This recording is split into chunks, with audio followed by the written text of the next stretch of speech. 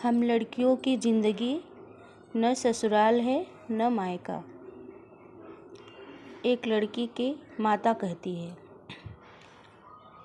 माया कहे बेटी नित उठी आई हो, बाबा कहे छठी मास, भैया कहे बहिनी काज पर जन, भौजी कहे कवन का हम सखी हो, भौजी कहे कवन काम।